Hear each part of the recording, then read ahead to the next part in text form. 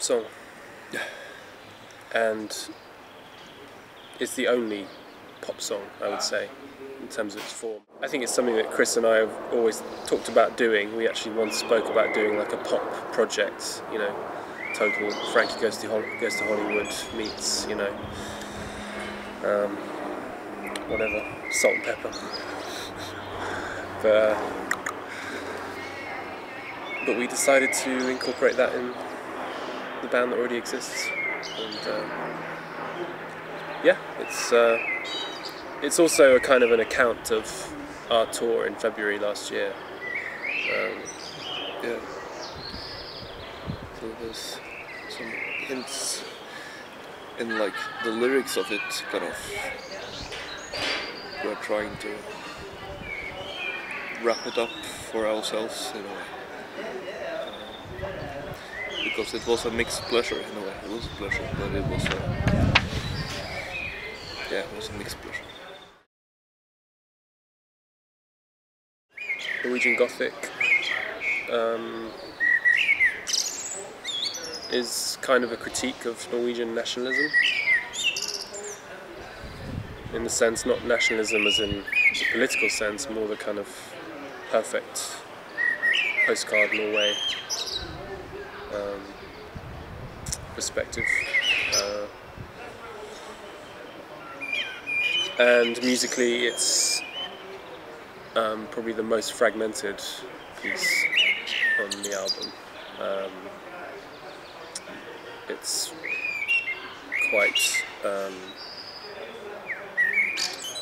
well, it involves Steve Noble, who's an improviser from London, played drums on it, and he has a more kind of free-form approach, plays new music, improvisation, contemporary music, so he sort of brought, you know, his palette to the table, and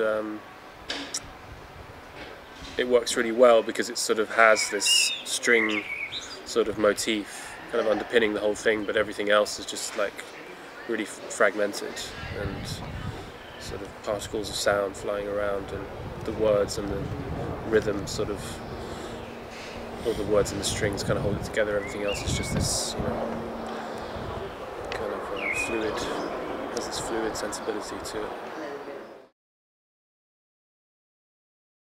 Providence is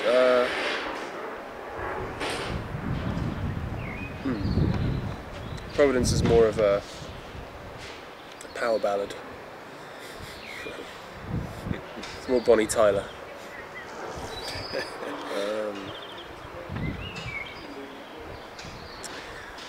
You know, it's kind of one of those things that took a while to distill. You know, there was lots of parts for it, and just determining the length of the piece really did depend on the lyrical content. So we were constantly rearranging the music according to the lyrics. Do you want to say something about the lyrics, Jan? Providence. I don't know what to say about that actually. It's a bit sad piece. It was initially called Providence Lost, but yeah, I don't know what to say about lyrics. They kind of,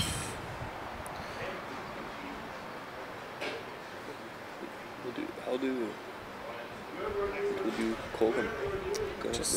They're sort of they're quite generalised actually, probably the most overarching of all the lyrics in the album. It just has this kind of feeling of, you know, hopelessness, I suppose. You know? Vulnerability. And of course there's more than one voice on this track as well. We have Siri, who's more of a kind of soul R&B singer. And she brings this kind of athletic, almost hysterical, you know, approach to it that I mean, it sort of completely changed my view of the track once I heard her takes on it. I was just like, wow, okay, this is, that's true. So and musically, it's sort of quite, you know, sort of multi-discipline. There's quite a few different things going on. You know, there's sort of a strong kind of minimalist piano thing, and then there's this sort of baroque string sort of thing going on, and then the sort of R&B, Mariah Carey style vocal, and then Chris is more sort of austere. And then there's a lovely kind of jazz clarinet solo in the middle, and you know, it's quite a quite a hybrid in a sense.